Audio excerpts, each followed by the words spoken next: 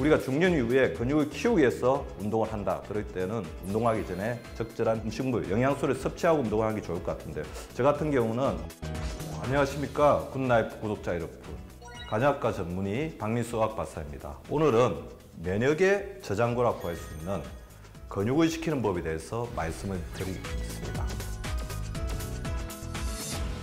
먼저 근육의 소중함을 제가 영어 단어인 머슬로 한번 정리를 해봤는데요. M, 근육 부자가 최고의 부자입니다. U, 유즈, 몸을 쓸 수 있게 도와주는 거죠. S, 스포트, 충격을 흡수 완충해서 우리 몸을 안전을 지켜줍니다. C, 스큘레이션, 제2의 심장이라고 할 수 있습니다. 허벅지 근육과 종아리 근육이 우리의 심장을 도와서 100세까지 우리 혈액이 잘 돌 수 있도록 도와주는 거죠. L, 롱지비티, 오래 사는 거죠. 노화를 방지해주는 역할을 하게 됩니다. 마지막 E, 가장 중요한 거죠. 인조이, 인생의 재미를 느끼게 해주는 거죠. 우리가 100세까지 산다고 했을 때 근육, 머슬을 잘 유지해야지 건강하고 재미있고 행복하게 살 수 있습니다. 저는 최근에 근육에 대해서 연구를 하는 중 근육이 면역력을 좌우하는 가장 중요한 우리 몸의 신체 기관이라는 것을 이야기할 수 있겠습니다. 근데 최근에 근육이 늘지 않아서 굉장히 고민이신 분들이 많습니다. 사진 한번 보여드릴게요. 40세 어떤 체육인의 그 CT인데 안에 이제 회색으로 보이는 거 있죠. 저게 다 근육입니다. 70세, 그러니까 운동량이 적으신 분 70대의 사진을 보시게 되면 하얗게 보이는 분이 지방이거든요. 지방이 근육을 압도하고 있는 모습을 볼 수가 있는데요. 반면에 같은 74세인데 운동을 열심히 하는 노인분의 저 근육 사진을 보면 40대와 크게 다르지 않다는 것을 볼 수가 있습니다. 자, 근육 노화 현상이지만 노화되지 않기도 한다. 40대 같은 70대의 근육이 있는가 하면 70대와 같은 40대의 근육을 있을 수가 있습니다. 그러니까 근육을 어떻게 유지하느냐는 자신의 생활 습관, 실천에 따르고 있다는 것을 알 수가 있는 거죠.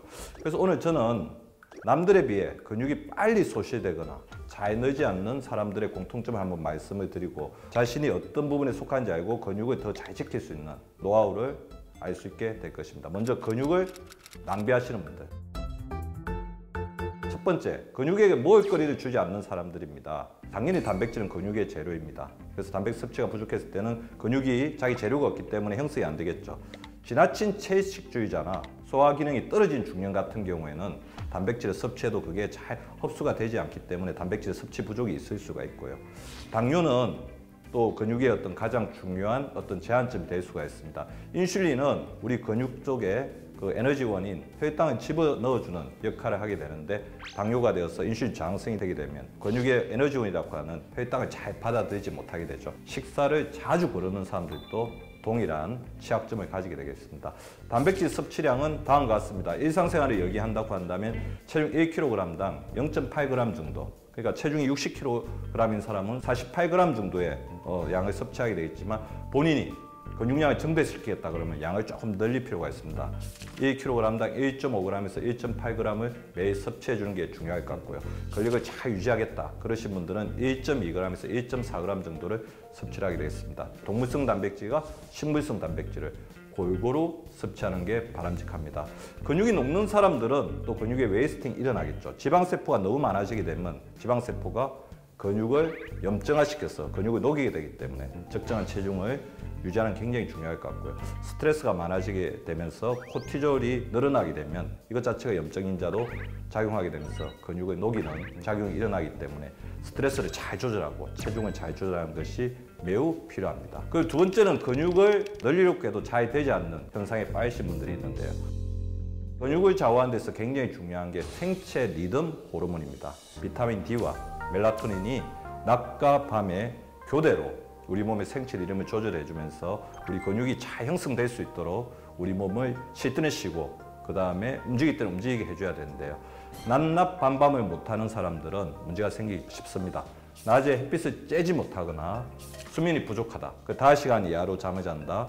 잠을 자더라도 깊은 잠을 자지 못한다. 그리고 밤에 주무실 때 소음이 들어오게 하거나 빛을 켜놓고 하는 그것도 문제가 되겠죠. 이렇게 되다 보면 부족해지는 호르몬이 있습니다. 비타민 D는 근육 방어 호르몬이죠. 성장 호르몬은 근육을 성장시키고 형성시키는 호르몬입니다. 멜라토닌은 깊은 잠을 잘 때 핏이 완전히 제거되었을 때 우리 속가슴에서 나오는 호르몬인데 근육을 청소하는 역할을 하는 호르몬입니다. 그래서 낮낮밤밤 생체 리듬을 반드시 지켜서 우리의 호르몬들이 근육을 지킬 수 있도록 해주는 게 굉장히 중요하고요. 그리고 마인드 머슬 커넥션 페일러라는 개념이 있는데요. 마음과 근육은 연결이 되어 있다는 거죠. 뇌와 근육은 긴밀히 연결되어 있습니다. 그래서 우리가 운동을 하더라도 무턱대고 운동을 하는 것보다는 우리의 몸, 근육 하나하나를 의식하면서 운동하는 그런 의식적인 운동을 하는 게 굉장히 중요할 것 같습니다. 그래서 제가 강조하는 운동이 있습니다. 천천히 숨 깊이 운동인데요. 이렇게 빠르게 운동하는 것도 굉장히 필요하지만 천천히 운동하면서 우리가 숨을 들이쉬고 내쉬고 들숨과 날숨에 집중하면서 우리 근육이 움직이는 것을 생각하면서 운동을 해주는 것도 굉장히 근육을 키우는 데 있어 필요한 이론이라고 할 수가 있겠습니다. 위염이 있거나 오랜 기간 동안 위염약을 복용하게 되면 특히 이제 비타민 B가 흡수되는 것을 막기 때문에 이것 자체가 근육을 형성하는데 지장을 줄 수가 있고요. 마이크로바이옴의 실패로 인해서 장 누수 증후군이 일어나게 되면 우리 장에서 원활하게 영양소가 흡수되는 것을 막게 되고 이것이 근육 성장의 장애점으로 가게 됩니다. 이런 경우에는 비타민 D, 셀레늄, 마그네슘, 아연, 비타민 B, 오메가3 등을 우리가 먹고 있는 프로바이오틱스와 같이 섭취하는 것들이 도움을 줄 수가 있습니다. 부적절한 운동도 문제가 될 수가 있습니다. 근육을 키우기에 너무 부족한 운동이면 안 되겠죠. 그래서 우리가 운동을 할 때는 일주일에 3회씩 30분씩 운동을 하면서 약간 숨찬 느낌, 그리고 약간 힘이 든 느낌, 그런 느낌을 주목하면서 운동하는 게 굉장히 좋을 것 같고요. 너무 과한 운동도 오히려 우리 몸에 활성산소가 많이 만들어지고 피로물질이 많이 만들어지면서 근육의 웨이스팅을 일으키기 쉽고요. 특히 공복 시에 너무 과한 운동을 하게 되면 근육에서 단백질을 꺼내서 아미노산 풀로 보내기 때문에 이 부분 자체가 문제가 될 수가 있습니다. 그래서 우리가 중년 이후에 근육을 키우기 위해서 운동을 한다. 그럴 때는 운동하기 전에 적절한 음식물, 영양소를 섭취하고 운동을 하는 게 좋을 것 같은데요. 저 같은 경우는 달걀 하나 정도를 먹고 운동을 하는 동안에는 충분하게 수분 섭취를 하면서 운동을 해주고 있습니다. 그리고 근육은 근육 자체로만 형성되는 것이 아니고 적절한 체지방이 뒷받침되었을 때 근육이 자라게 됩니다. 너무 적은 체지방도 근육이 형성되는데 장애점으로 작용하고요. 그래서 근육을 키울 때는 정상 범위 내에서 조금 여유 있는 체지방이 좋을 수도 있고요. 키우고 난 후에는 정상 범위 내에서 조금 모자란 체지방이 근육을 지속적으로 유지하는 데 도움이 될 수 있습니다. 그렇지만 너무 많거나 너무 적은 체지방은 위험할 수 있다는 것을 반드시 명심하시고 적정한 체중을 유지해 주시기 바랍니다. 근육은 최고점의 법칙이 있어요. 우리 근육을 늘릴 수 있을 때 최대한 늘려놓으면 나중에 나이가 들었을 때 근감소증이 되는 확률을 굉장히 줄일 수 있는 거죠. 근육은 늘릴 수 있을 때 늘리자. 근육에게 애정을 주고 근육을 잘 키우려고 노력을 했을 때 근육은 우리의 면역력을 지켜주는 평생 동반자가 될 것입니다. 안녕하세요. 더 맑은 내과 원장 박민선입니다. 근육이 우리 몸에서 아주 중요합니다. 근육은 골격근하고 평활근으로 나눠요.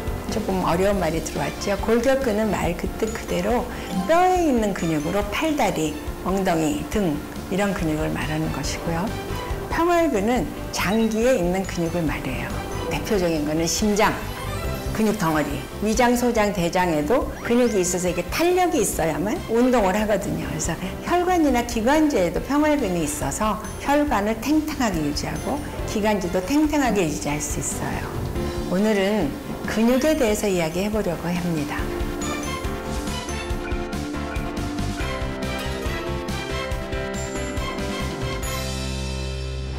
우리가 어릴 때 배우는 거 보면 3대 영양소라고 배우죠. 첫째, 탄수화물, 둘째, 단백질, 셋째, 지방으로 이야기하는데요. 이 탄수화물이라는 건요, 먹으면 소화돼서 포도당으로 변해요. 포도당으로 변하면 혈액 안에서 우리 몸 구석구석으로 이동하는데 어디로 가느냐? 마치 휘발유예요. 그래서 세포 하나하나가 우리 몸에 있는 모터라고, 자동차 모터라고 얘기하면 포도당이 피를 통해서 돌아가면서 우리 세포로 쏙 들어가서 세포가 살아가는 데 필요한 연료를 제공하는 거예요. 그래서 골격근도 평활근도 연료가 있어야 돼요. 포도당이 들어와서 쓰지요. 근데 예를 들어서 1000칼로리를 먹었다. 그러면 1000칼로리 중에 그중에 700칼로리에서 900칼로리는 근육에서 쓰는 거예요. 특히 골격근에서. 그런데 골격근이 만약에 줄어들면 그만큼 포도당을 쓰지 못하게 되잖아요. 그래서 어떤 사람은 아유 저렇게 먹는데 살도 안 찌고 정말 이상해.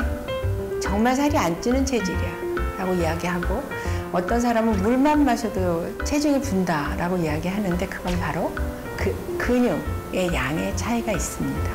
그래서 근육의 양이 많으면 그만큼 먹는 거가 다 근육으로 들어가니까 올라갈 혈당이 없는 거야. 올라갈 여지를 안 주고 싹 써버리는 거죠. 잉여산물이 안 나와.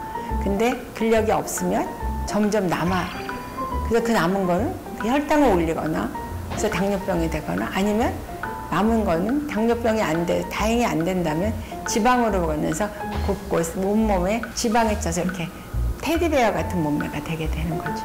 그래서 미국에서 한 1,700여 명의 환자, 50대 이하 비교적 젊은 사람들을 보고 골격근이 부족한 사람과 골격근이 많은 사람을 나눠가지고 봤더니 남성에서 골격근의 양이 정상인에 비해서 1.3배, 여성은 1.24배 높았죠.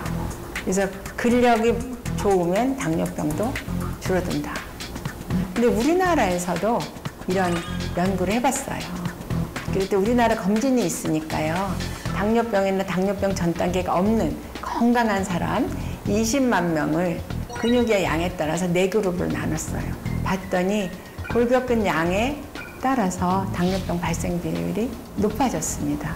특히 1그룹, 정상인 그룹하고 비교해서 아주 적은 그룹에 들어있는 사람은 남성에서는 당뇨병 발생률이 2.2배, 여성에서는 1.96배.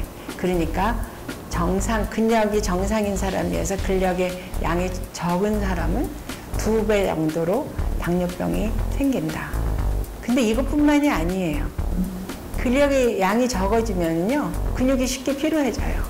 당뇨병 발생도 많아지지만 그래서 운동의 양도 적어져요. 근력이 없어서 당뇨병이 생기면 당뇨병 때문에 근육량이 더 줄어들고 쉽게 피로해지고 또 근력이 더 약해지고 아무리 먹어도 새로 근육이 안 생기고 이런 악순환이 가는 거죠. 그래서 근력을 유지하도록 노력하는 게 필요해요. 지난번에 제가 나도 당뇨병이 있습니다 고백을 하고 한 가지 이야기 안 한 게 있어요. 제가 그때 스트레스는 엄청 받았고 움직이는 거 싫어하고 우리 어머님이 당뇨여서 아마 가족력도 있었을 것이다 라고 얘기했는데, 내 친구들이 대부분 나보다 이 허벅지의 두께가 한 배 반 정도 되는 게 보통 내 나이의 중년 여성이고요. 이제는 나이가 드니까 이렇게 가는 다리가 멋있는 게 아니고 애처로우니까 좀 가려야 되겠다는 게 되는 거죠. 그래서 저는 아마 키에 비해서 근육량이 부족한 것도 당뇨병을 발생시키는 한 가지 원인이었을 거예요.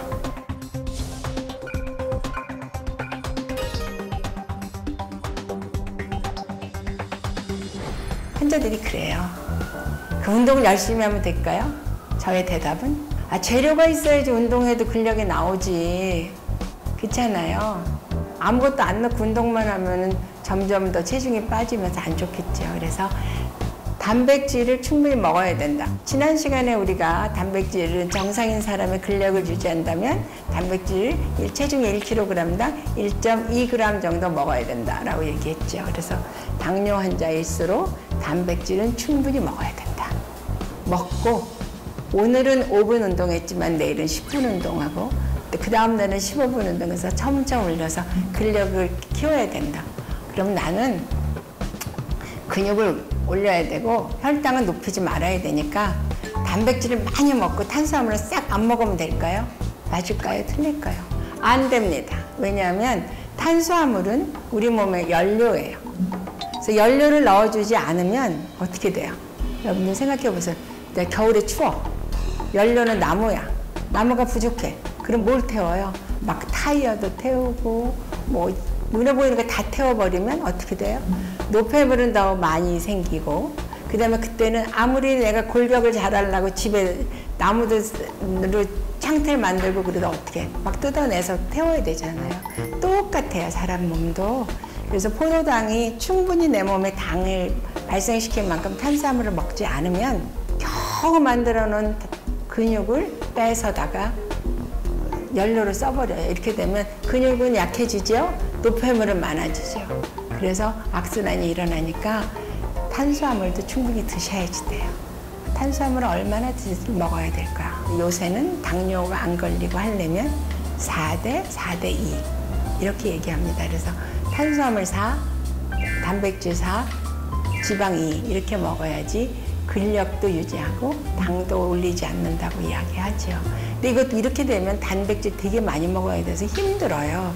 그래서 보통은 5대 3대 2 정도로 합니다. 그래서 여러분들 잊지 않으셔야 되는 거는 단백질 섭취를 충분히 하지만 탄수화물도 충분히 들어오지 않으면 근력을 유지하기 어렵다. 당뇨 환자에서는 특히나 근력이 중요하다고 아셔야 되고요. 근육은 하나도 없고 정말 할머니, 할아버지들 만지면 지방만 말랑말랑하게 있는 분들은 젊어서 없던 당뇨도 생겨요. 왜냐하면 먹은 거를 어디서 써줄 데가 없어서 그래요. 그러니까 나이 들어서 생기는 당뇨를 예방하기 위해서 현재 있는 당뇨를 잘 조절하기 위해서도 여러분들의 근육 꼭 잘 보존하시고 늘리시기 바랍니다. 안녕하세요. 가정의학과 전문의 이진복입니다. 제가 진료실에서 중장년층 여성분들을 만나면요, 우리 어머님들한테 근육이 부족하세요, 단백질을 많이 드세요 그러면 저는 고기를 못 먹겠어요, 계란을 못 먹겠어요, 이런 분들 많아요. 오늘은요, 고기 말고 단백질 많은 음식이라는 주제로 찾아뵈었어요. 여러분들 단백질 하면 뭐가 생각나세요? 닭가슴살, 계란 이런 것만 생각나시는 분도 많이 계실 거예요. 그런데 이 육류 말고도 단백질이 많은 음식들이 있어요. 특히 채식 쪽에도 이런 단백질이 많은 음식들이 있습니다. 이런 단백질이 많은 채식에 대해서 오늘 말씀을 드리겠습니다.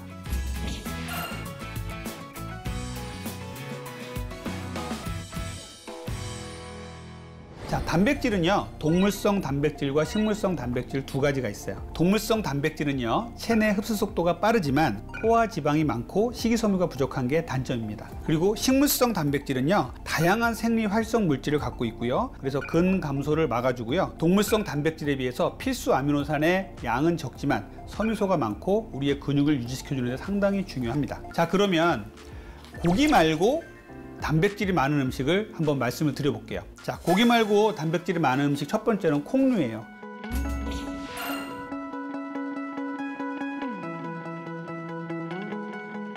콩은요, 밭에서 나는 소고기다 라고 할 정도로 단백질이 아주 많죠. 콩류는요, 단백질이 풍부하고 상대적으로 칼로리가 적어서 다이어트 시에 적극적으로 추천되는 음식이에요. 콩을 이용한 음식들은 정말 많습니다. 콩 자체를 먹을 수도 있고요, 두부라든지 그리고 낫또라든지 무가당 두유 같은 것들은 좋은 단백질의 섭취를 할 수 있는 음식이 되겠어요. 첫 번째, 콩으로 만든 음식을 보자면 대두 자체를 한번 알아보면요, 대두의 단백질 함량은요, 닭가슴살과 비슷합니다. 100g당 단백질 함량을 보면요, 대두 34g, 닭가슴살 35g으로 큰 차이가 없어요. 또한 대두에 포함된 영양소인 이소플라본은요, 혈중 콜레스테롤을 낮추고 동맥을 확장해서 심혈관 질환의 예방을 도와주고 있습니다. 두 번째 추천되는 콩류는요, 렌틸콩이에요. 다이어트에 갈수록 인기가 늘고 있는 콩 중에 하나가 렌틸콩인데요. 렌틸콩 반컵 분량의 9g의 단백질을 얻을 수가 있고요. 식이섬유, 칼륨, 엽산, 마그네슘 등이 풍부해서 다이어트에 상당히 좋은 음식이에요. 세 번째 콩류 중에 좋은 음식은요, 병아리콩입니다. 생긴 모양이 병아리 얼굴을 닮아서 병아리콩이라는 이름이 붙은 콩인데요. 병아리콩 반컵에는요, 단백질이 7g이나 들어있어서 다이어트에 정말 좋습니다. 병아리콩에는요, 단백질 외에도 탄수화물, 칼슘, 인철, 식이섬유 등이 풍부한 것으로 돼 있어요. 다음으로 두부를 살펴보면요, 일반적인 콩을 먹는 것보다 두부로 단백질을 섭취하는 것이 훨씬 더 단백질 흡수를 높인다고 합니다. 두부는요, 칼로리가 낮고 맛도 좋아서 아주 좋은 단백질 공급원이죠. 두부의 칼로리는요, 100g당 84kcal인데요. 닭가슴살은 100g당 102칼로리, 고구마는 128kcal로 칼로리는 낮으면서 단백질 함량은 높은 이러한 좋은 음식이 되겠어요. 자, 두 번째 제가 추천드리는 식물성 단백질은요, 시금치예요.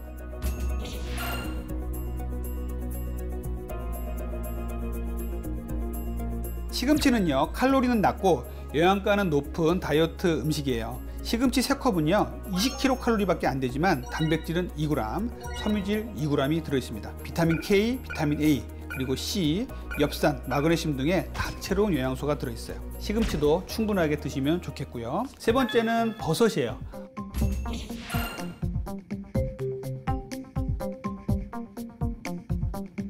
버섯에는요 비타민 D도 많고요 각종 미네랄도 많기 때문에 여러분들이 충분히 드시면 상당히 좋은 다이어트 식품이 되겠습니다. 버섯은요 100g당 3g의 단백질이 들어있고요 칼로리는 20kcal도 낮습니다. 단백질 함량이 달걀의 반 정도지만요 칼로리는 달걀의 4분의 1로 더 낮습니다. 버섯은 이렇게 칼로리가 정말 적게 나가기 때문에 충분한 양을 마음껏 먹어도 되는 좋은 음식이에요. 네 번째는 호박씨예요.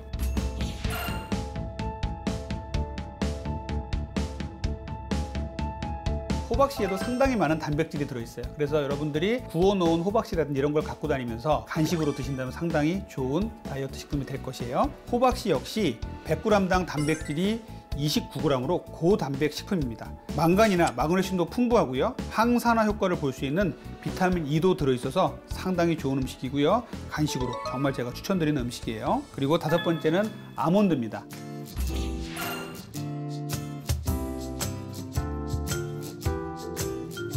아몬드에도 단백질 상당히 많아요. 30g당 6g 정도의 단백질이 들어있어요. 삶은 달걀 단백질 함량과 거의 비슷한 수준입니다. 아몬드는요 건강한 지방인 불포화 지방산이 풍부하고 식이섬유, 마그네슘, 칼슘, 비타민 E 등도 풍부한 것으로 되어 있어요. 그래서 아몬드를 충분히 드시고 또 간식으로 아몬드를 드시는 분들 상당히 많은데 상당히 좋은 습관입니다. 그래서 아몬드에는 항노화 물질도 많고 단백질도 많기 때문에 아주 적극적으로 권장되는 음식이 되겠습니다. 그 외에도 뭐 땅콩이라든지 피스타치오, 퀴노아, 귀리 이런 것에 아주 많은 단백질이 들어있어요. 그래서 여러분들이 단백질 하면 고기만 생각하지 마시고 이러한 식물성 단백질도 충분히 잘 챙겨 드셔야 되고요. 식물성 단백질 2, 동물성 단백질 1 해가지고 2대 1로 맞춰서 단백질 섭취를 충분히 하시는 게 건강을 지키고 다이어트를 잘 되는 몸으로 만드는 비결입니다. 안녕하세요. 근육부자 아놀동입니다. 오늘은 제가요 근감소증 예방운동법을 알려드릴 건데요.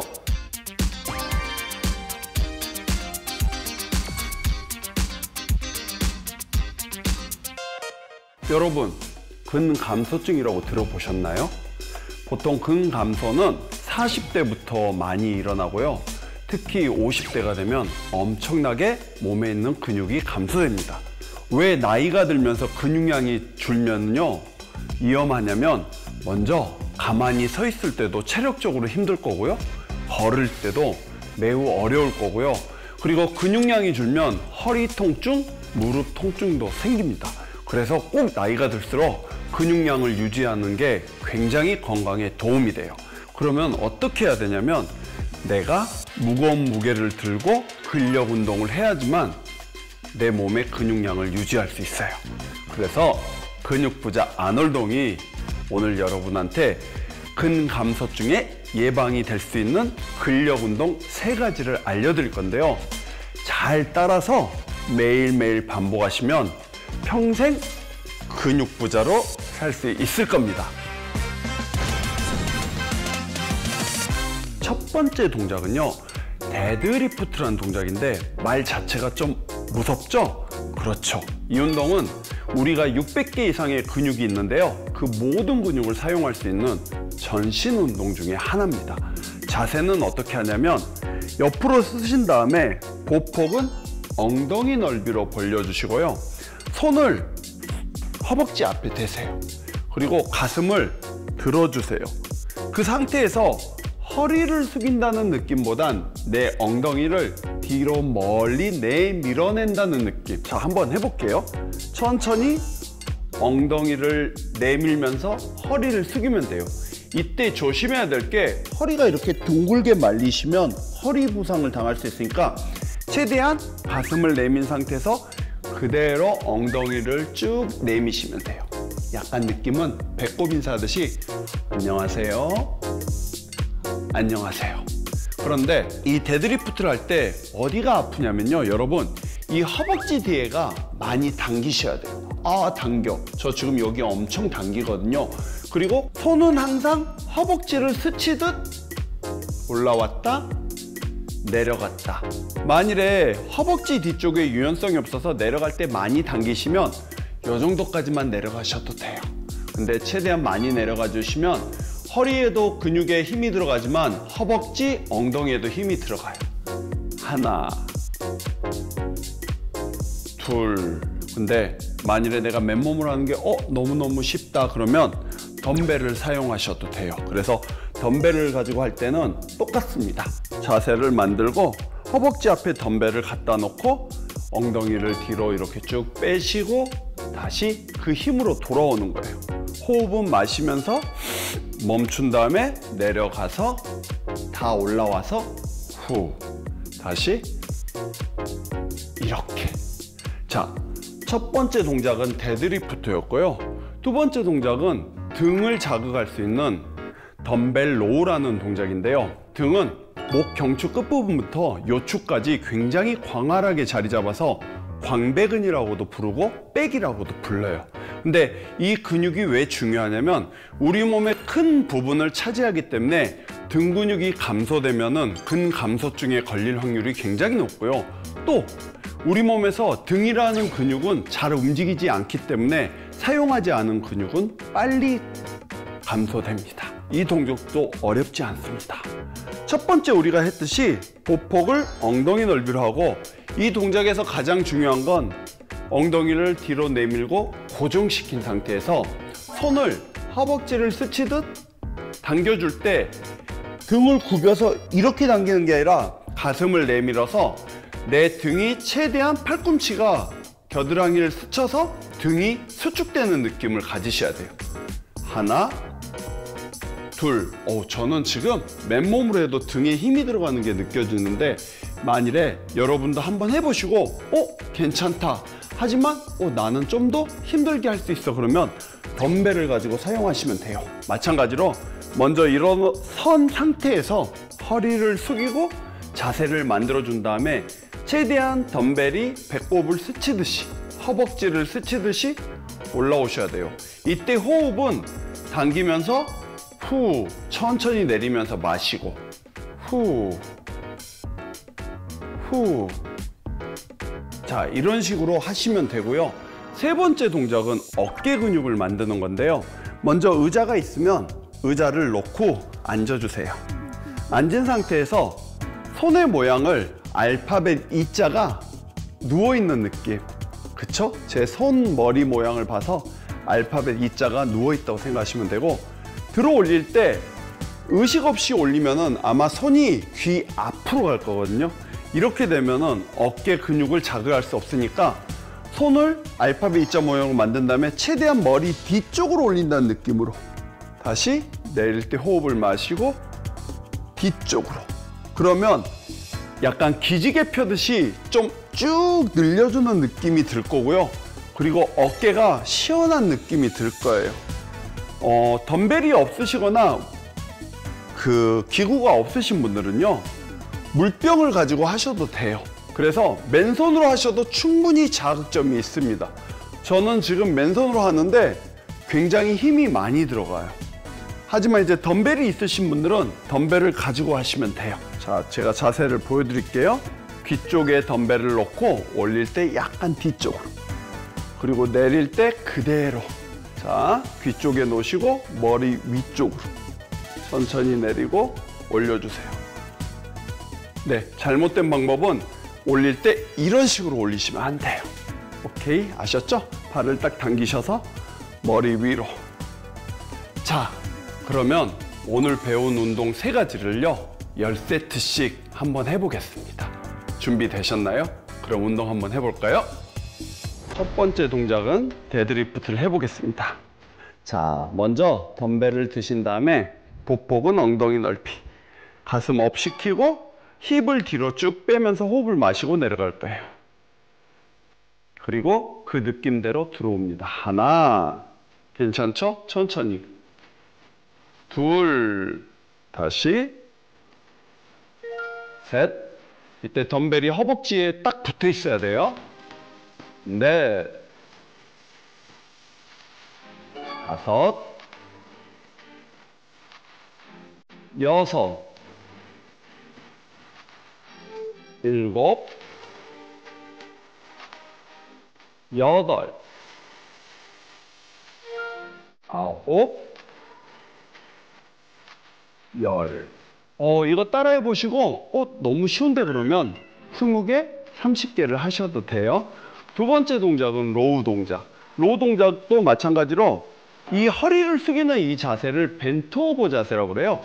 벤트 오버 자세를 만든 다음에 호흡을 뱉으면서 날개뼈가 붙는다는 느낌으로 허벅지를 스치듯 배꼽으로 올리는 거예요. 하나, 내릴 때 호흡을 마시고, 둘, 그렇죠. 셋, 여기서 내릴 때 이렇게 떨어뜨리지 마세요. 리듬 타셔야 돼요. 넷, 다섯, 여섯, 일곱, 여덟, 아홉, 열. 이거 3kg라고 무시할 게 못 되네요. 왜냐하면 집중해서 운동하면 힘들어요. 자, 세 번째 동작은 의자를 놓고 하는 오버헤드 프레스 동작 해볼게요. 자, 알파벳 E자 모양으로 귀에 기준을 두고 만드신 다음에 호흡을 뱉으면서 머리 뒤쪽으로 올리는 거예요. 하나, 둘, 셋, 넷, 다섯, 여섯, 일곱, 여덟, 아홉, 열. 어떠셨어요? 해보시면요, 와, 운동이 되는구나 라고 느끼신 분도 계시고, 별로 안 힘든데 느끼신 분도 계실 거예요. 근데 중요한 게요, 한 세트, 두 세트가 중요한 게 아니라 꾸준히 운동을 하다 보면 지금은 내가 비록 3kg나 물병으로 하고 있지만 나중엔 5kg, 10kg 무거운 무게를 들면서 운동을 하실 거예요. 앞으로 우리가 정말 100세까지 건강하게 살려면 진짜 중요한 건 몸의 근육이거든요. 그래서 꼭 매일 단 10분이라도 시간 내서 오늘 배운 운동 3가지만 반복하시면 여러분은 평생 근육 부자로 살 수 있을 겁니다.